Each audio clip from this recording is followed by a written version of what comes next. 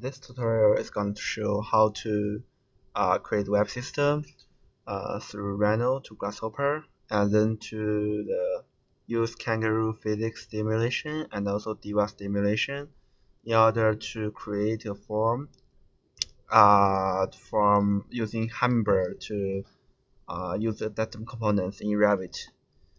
And first of all, I create 3 lines as the guidance of my create a space for the basement of my geometry, and it can create a sphere here as my basic geometry to be stimulated in Kangaroo physics. And in order to have a different kind of radius of the sphere, and we create a adjustment curve here. So you see, if I move the curve, the radius of the sphere will change, and I then I input the old geometry of the building. I use the old geometry of the building to subdivide the sphere I create in order to have the basic geometry for me to adjust in Kangaroo physics later. And for now, I need to use this kind of old geometry to subdivide this sphere space. And you can see here that the sphere has been subdivided and create spaces in here. And I also need to make this into mesh and manually bake it off and load into mesh and weld them, and use Weaver's mesh edges to create the mesh edges for the connection for the spring forces. Oh, for the Kangaroo physics, I need to use 2 kind of forces here. One is spring force and one is the inflation force. I need to use Weaver to create kind of connections for me to use, and for me to adjust the stiffness and resonance and also plasticity to for the spring force, and for the inflation force I need to adjust the pressure level, and then I flat both of the force objects, and use the naked vertices here to create the naked vertices for me as an anchor point in Kangaroo physics. And you can see this is the old geometry here, and when I click the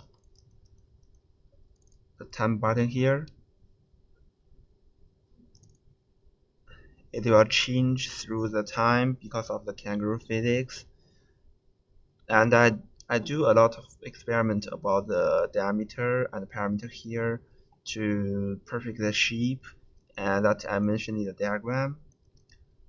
And once it's done, I pause it and use this kind of shape to bake it off, and to use this reduce mesh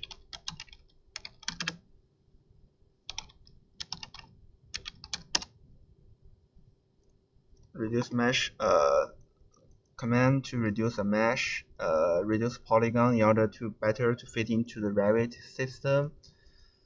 And in order to create the basic points for me to use as adaptive components, adaptive points for adaptive component, I deconstruct faces into 3 points and reset them, each of them, and in order to create the anchor points for the adaptive components and to be used for the Hummingbird.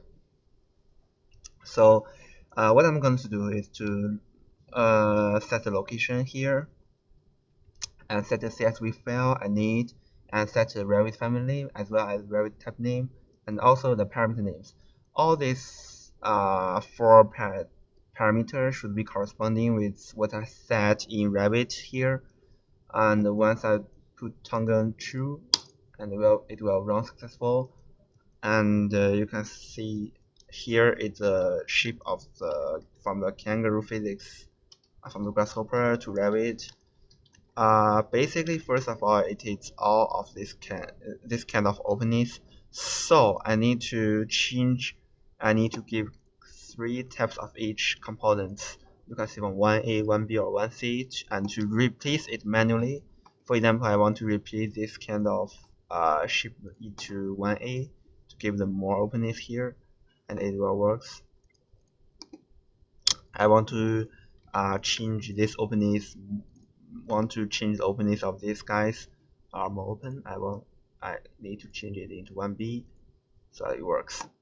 Okay, for the second system, I need to tell it that I use a DIVA system to stimulate the sunlight of the original building here, and I cite some basic material for the use as outside certified, and also sightings to be location at the UIC-NY New York LaGuardia Airport, and to stimulate here, you can see the different color.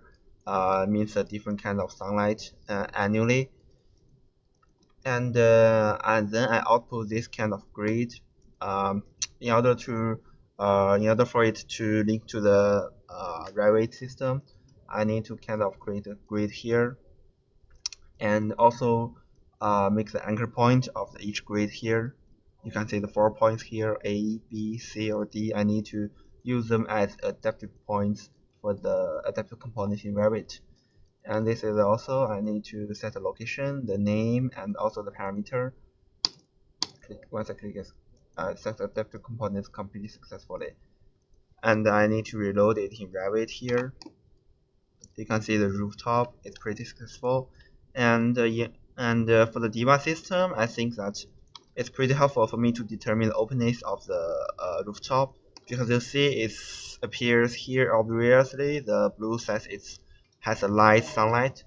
So for me, I need to create more openness of the rooftop in order to generate more sunlight for the roof. So this is how I use the DIVA system to create a second component for the Revit. And once I do this, I need to connect them together, and as well as my original building. Here, see, I cut some roof slabs here in order for the second entrance of the new new web system, and this web system here can be seen as the circulation as well as the construction of my old building. You can see some interior here, and this kind of space can be used as a gallery, and this kind of space is impedance space. You can see pretty clear that here, from here, it's to look down here, you can see the web system as well as the rooftop system here. And this view is from the lobby. You can from the lobby to see upwards to see this web system. It can be pretty clear to as a construction system.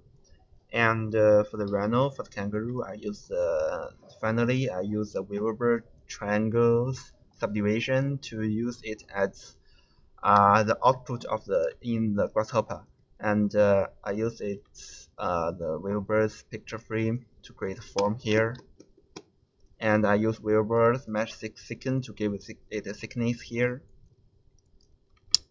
And once it's done, I can use this slider to control the thickness of the panel, the thickness of each panel. And once it's done, I break it off, and you can show clearly here in Rhino that how it works here. The web system, it has its own construction, and this point A, point B, point C can be pretty clear uploaded to the Revit system as my adaptive components here. You can see point A, point B, or point C.